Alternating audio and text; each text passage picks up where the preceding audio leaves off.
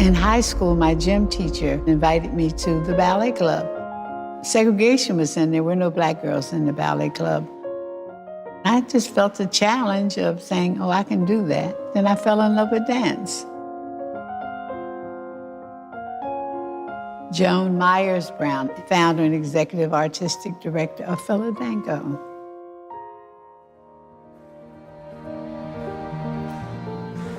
When I graduated from high school and thought about being a dancer, I got a job with a nightclub group. And that's what I did for many years because I danced with the top stars, Pearl Bailey, Sammy Davis, Nat King Cole. So I was always lucky to have a good job in dance. But I woke up one day in Boston and I thought maybe if I came back home, Philadelphia, and start something for some youngsters here, I could give somebody else a chance I didn't get. So I opened my school, that was 1960. 10 years later, I taught these kids, beat them up, told them you're gonna be a ballerina. I sent them to Pennsylvania Ballet. They weren't taking black girls, or they let them take class, but the girls felt that they weren't being treated fairly. So then I said, well, I better do something for these kids. So I started a company. And I didn't want to call it Miss Jones Dance Company. So that's when I called it the Philadelphia Dance Company, which ended up being Philadanco. Philadanco.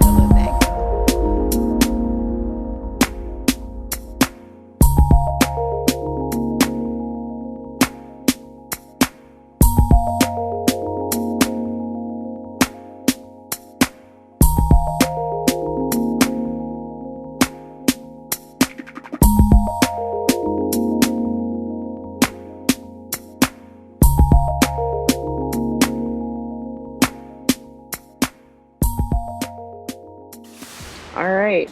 Well, first, I would like to start and say welcome. We have with us this afternoon the wonderful Miss Joan Myers-Brown, founder of Philadanco, the Philadelphia Dance Company out of Philadelphia, also founder of the International Association of Blacks in Dance, IABD, put on my t-shirt to represent. Because we last saw each other in Philadelphia in 2020, celebrating what Miss Joan was calling, what was it, 50-60? 50-60, yeah. Yes, 50-60. So welcome. We are so happy that the company is coming to Pittsburgh. Again, it's always a pleasure when you all are here.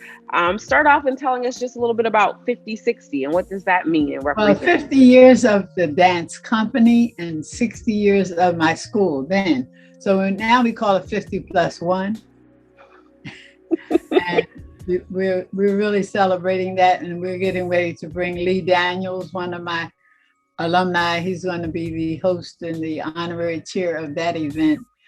We start celebrating December 10th, 11th, and 12th at the Kimmel Center, where we're the resident company. We're celebrating 20 years of being in that theater as the resident modern dance company.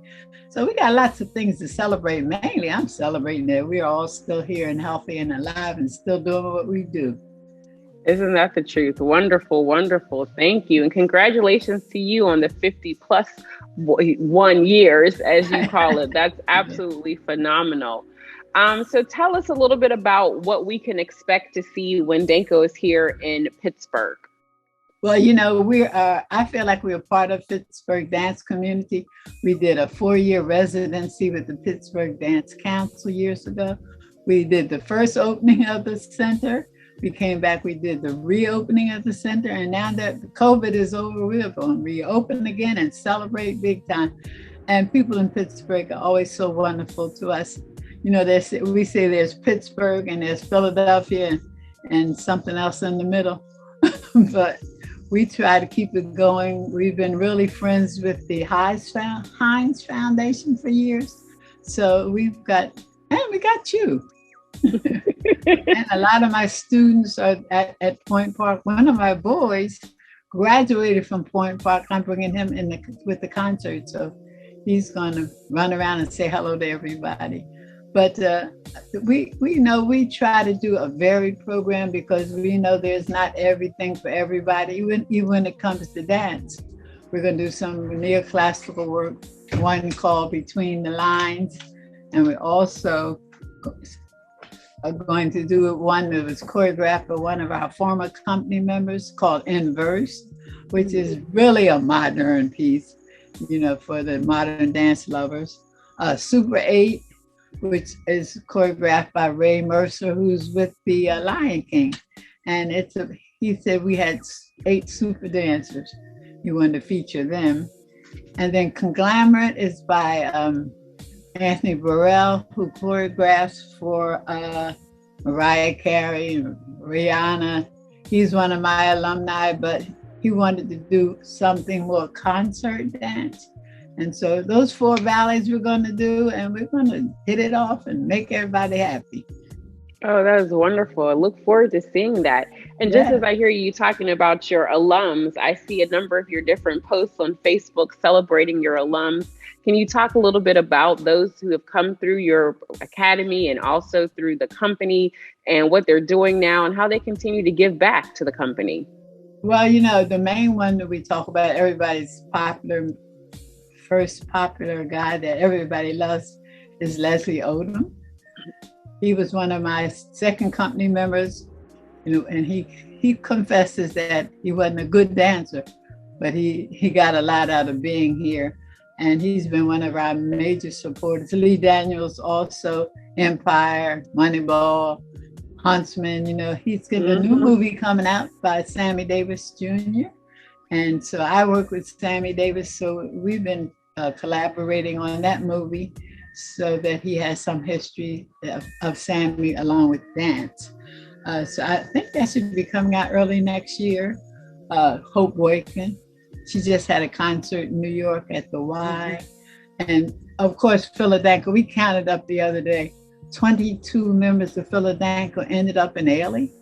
Wow. And as stars of the company. And, I think that's the most any company in the country has provided for Ailey.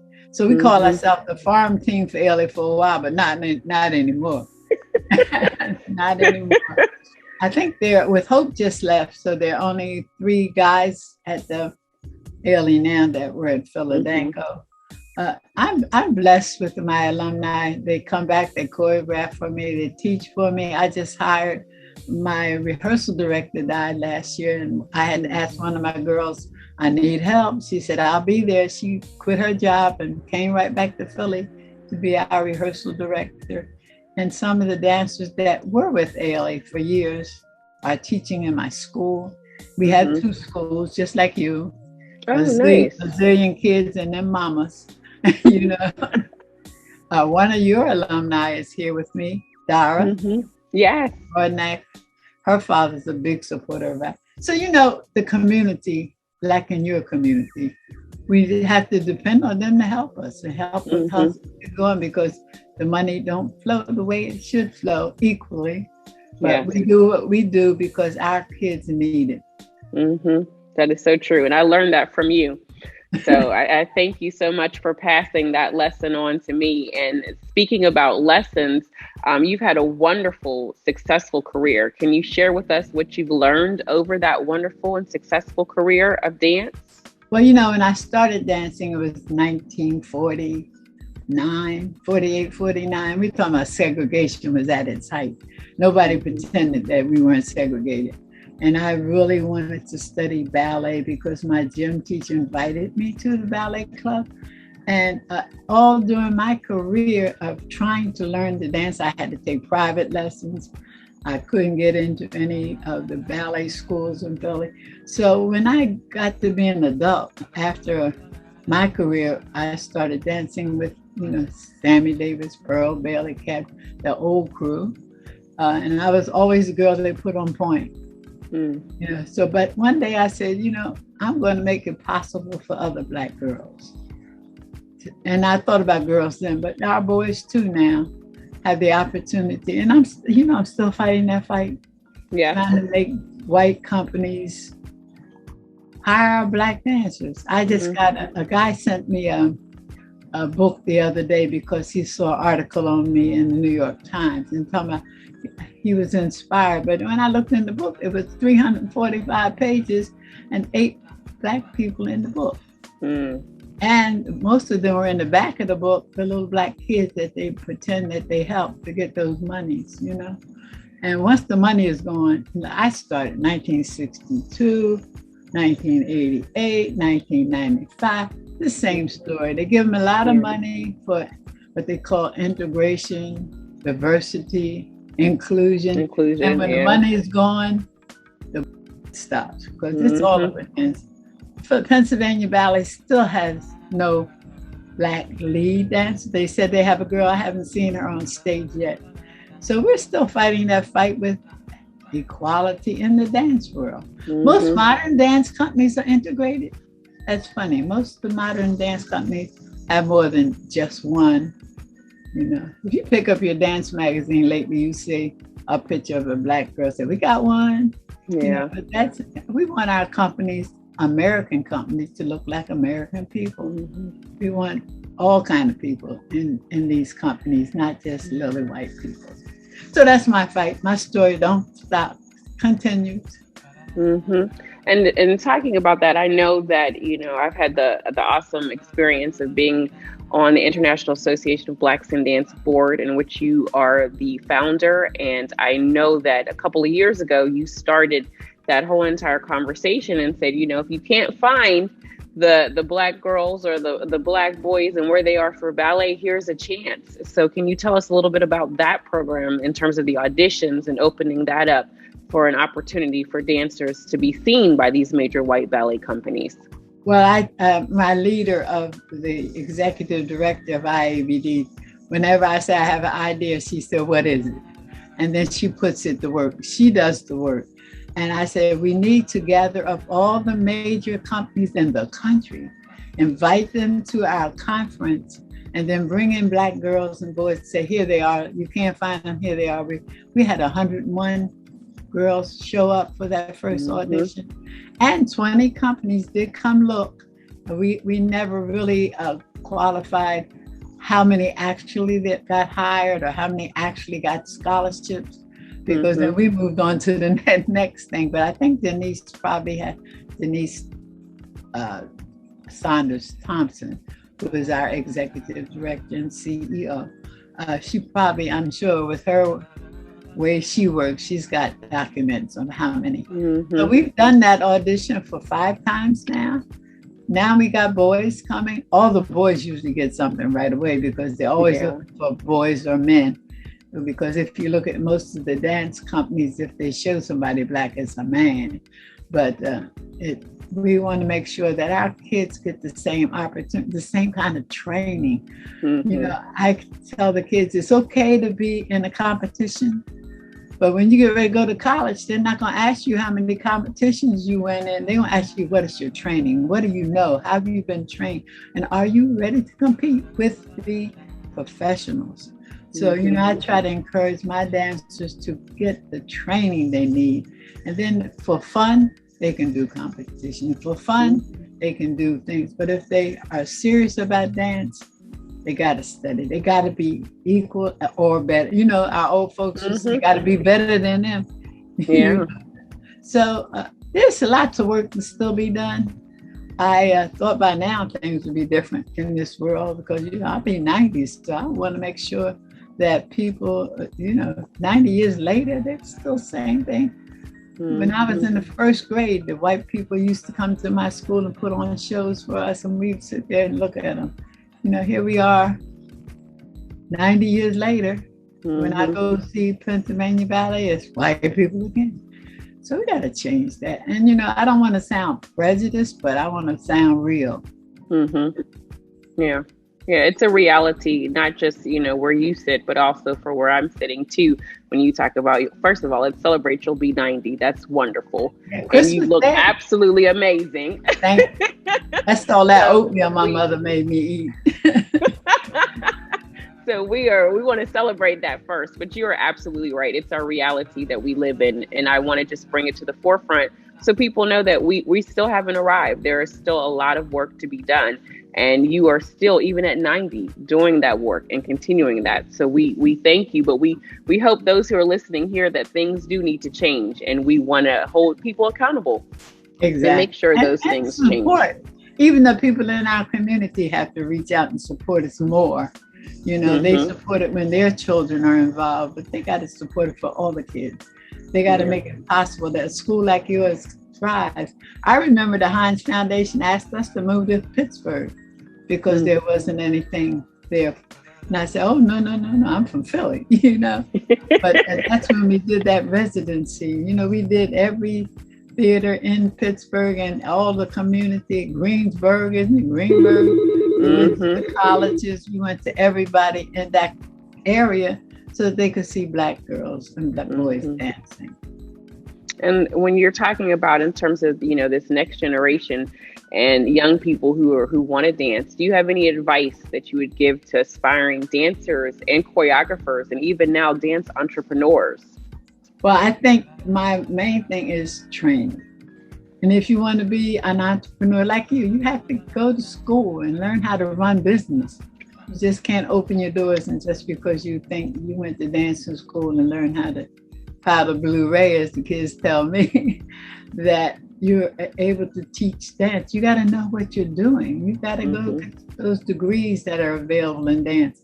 When I was coming up, you could get a degree in physical ed, no dance degrees. So there are degrees in entrepreneurship and business management, arts business. You got to be equipped. You got to know how to work that computer and do all the input, output, and all the things that they ask that most of us didn't realize you had to do. Because I used to say, all I want to do is put kids on the dance stage and let them dance. But there's so much more, and you got to be able to compete in that area of being prepared, have a staff, have people help you, and volunteers. Everybody, even the opera and the ballet, depend on volunteers. So our folks don't know how to volunteer. They have to learn how to volunteer and help us support. It's not just the mamas and daddies. It's the people in the community that believe that arts are important. The arts are mind-building. Children that are involved with the arts are better people. Yes. They're better people. And you're an example right there in Pittsburgh, grew up and willing to give back to the community. So we need people to jump to your side. Not just your mama's, your side. I got you. That support is definitely something, as you said, making sure that our people understand, even if they're not able to give financially, the support, showing up, volunteering, we need all of that to continue, and that the arts are vital in our community, especially for our young people, and probably even especially now more than ever in terms of, the climate that we're in and all the things that are going on in our world. So as we look to the future, so you said 50+1, I mean, what do you predict for the future of Philadanco? Well, I thought that I had found someone that wanted to do the work that it requires to run this kind of organization. And it's a lot of work. It's more than getting a title, and you try to hire someone that wants a secretary and wants 3 assistants. And I'm like, I've been doing this myself. They got to be willing to work. So trying to find someone right now, even at my age, my daughter is stepping up to the plate, trying to figure out how to run things. And it took her a minute to decide this was what she wanted to do, because she has young children. And so it requires a lot of time and a lot of effort and a lot of energy and a lot of training. She's learning. I had on-the-job training. I didn't know what I was doing when I started, So you figure it out step by step. But now the training is available. So I'm trying to find someone that wants to come in and not just be me, but do the job, right? The company we got a new agent, so we're booked through 2023 with our tour. Oh, wonderful. Yeah, my international agent, I'm still, we still have a tour we didn't complete in 20 because we had a 15-city European tour. And I had to bring my kids home after 5 cities because I wasn't getting stuck over there with them people's kids and no job and no place to live. Because that was due to the pandemic, right? Yeah, they shut the border down. You couldn't come back into the United States. Even then, we had to land in Newark because we couldn't land in Philly because they weren't prepared to bring the people in. So it's a lot of work, but you got to love what you do. You got to want to give back. You got to want to be involved, not only in your own organization, you got to be involved in the community and be supportive of we dance all the senior citizens homes. You do too. We take the kids around, we let them dance. I have 4 companies, My second company will dance one night, my third company will dance another night, and the company's on tour and I'm running back. So having good people working with you is important. So I'm trying to build my staff, trying to raise some more money so that I can go to the beach. I feel you. I understand. Well, I feel like I look like an alligator pocketbook now. I want to go get a little more wrinkles and a little more brown. Well, I know that, Danco has had a wonderful, wonderful success. And I know you're going to find that someone. And like you said, it just takes time. But I mean, you've put in more than enough time and work. And so I do hope you're able to, like you said, sit back and enjoy all of the fruits of your labor during this time. What about in terms of when you talk about a prediction or the future for Black dance and where that is with the different number of different Black dance companies that were around during Danco and now the different ones that are popping up? What do you see? Where do you see Black dance in the future? Well, the presenting organizations have to also wake up and realize they can do more than one, that there's more than Alvin Ailey. I remember we used to do a lot of touring when they couldn't get Ailey, they would get Philadanco. Now they get Ailey and they get Ailey too. So a lot of the work that we used to do, we don't even get anymore because the branding of Ailey is what they think of. But, the support that we at IABD have been able to give companies across the country is important because dance is thriving in communities of color all across this country. And they needed support, they needed funding, they needed direction, and like I had to learn it takes more than just putting dancers on the stage. Mm-hmm. So IABD, even though I started it, then it changed from a conference to an organization. The support that I got in the beginning was important. And so the support we're now able to give to companies across the country is important to keep them growing and thriving. I went to Chicago last week to see a company, Giordano, which is a white company. I've been nurturing their leader, but deeply rooted. They celebrate their anniversary. They were Jubilation, and they changed their name to Deeply Rooted.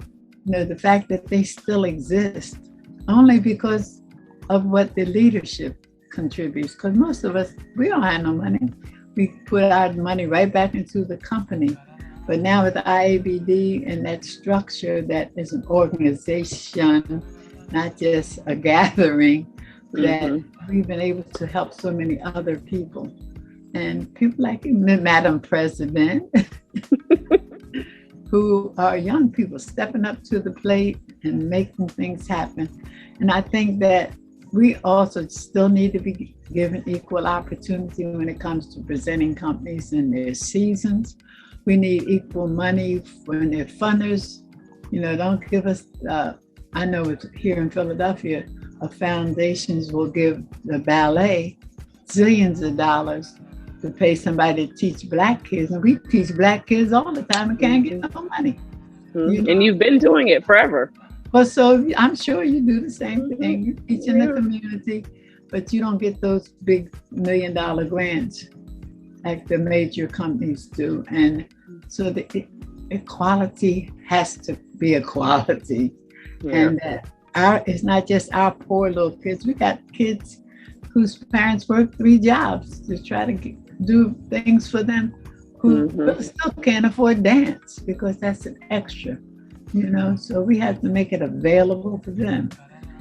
And it sounds like complaining, but it sounds like for real. I keep saying it's all for real.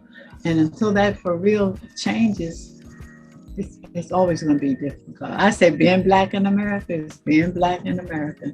And we want that to go away. Yes, yes. Well, I want to just say to you, I mean, I've been in the room with you many of times, and I am just very, very thankful because I'm here because of you and others like you have literally paved the way for me. And I am just always in awe when I'm in the room with you and always trying to learn as much as I can because it's helping what I'm doing here. And now it's time for me to help this, next generation in other areas besides just being on the stage. But like you said, in those arts administration roles and ways to keep our companies sustained and our organizations sustained. So I just wanted to just publicly say to you, thank you so much for everything that you've done for the dance community, particularly the Black dance community, and everything that you've done in helping me in my career. And so I thought I was making you mad all the time. No, you're just one of those people, you're like up here, Miss Joan. So when I'm in the room with you, I'm always like listening and trying to take it all in. And at the same time, just a respect for you and all that you've done. I mean, it's a dream. Yeah, it's a dream come true to be in a room with you, especially after I read about you and all of that. And, I'll never forget this one day at Howard, you came and taught ballet class.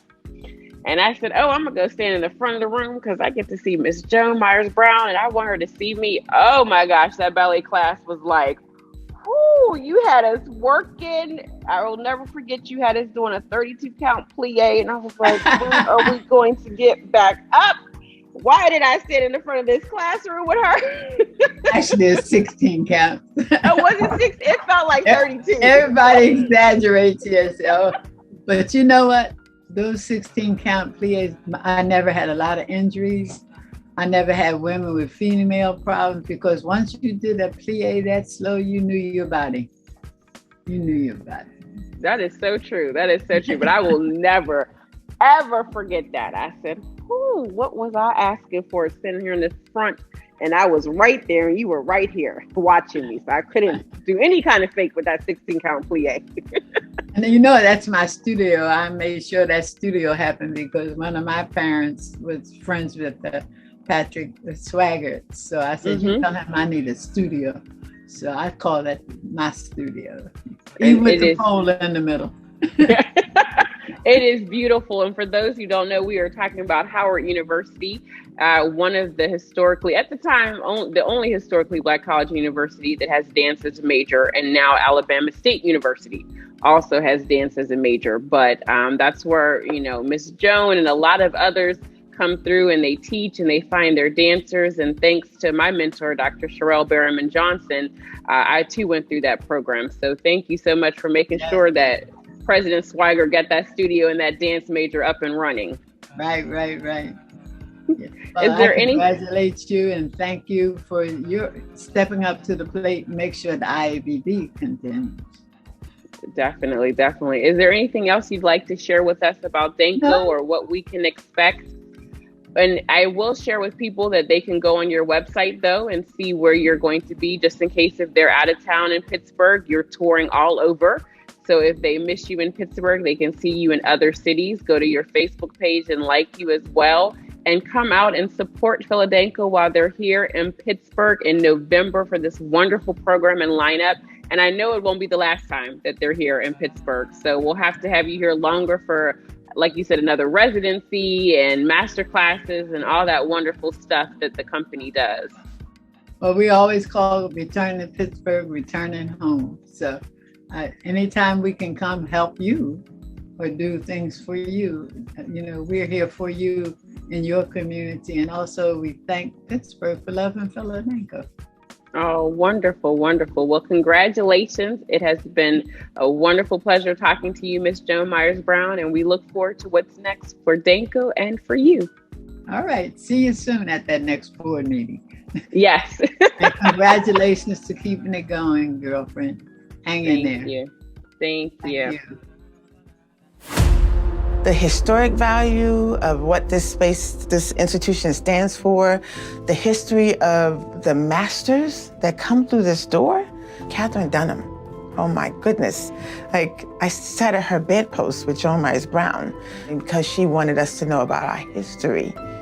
our history, not just in dance, but in life in general. She wants you to be educated. She wants you to be knowledgeable. And you're able to do that right here in these four walls because she brings it to you. So if you can't get to it, she's bringing it to you. Well, that's because she's kind of smart. Yeah, I trained her well. You know, growing up, I just thought she was mom. And once I got older and I realized her value to not just me, to everyone in the city, around the country, how much she's done for so many people, I just wish I could do as much as she's done. She's one of a kind. There's none like her. She is a prime example of being your best self at all times. And so with someone showing you that kind of example, how do you not follow that? How do you not walk behind that and be led by that?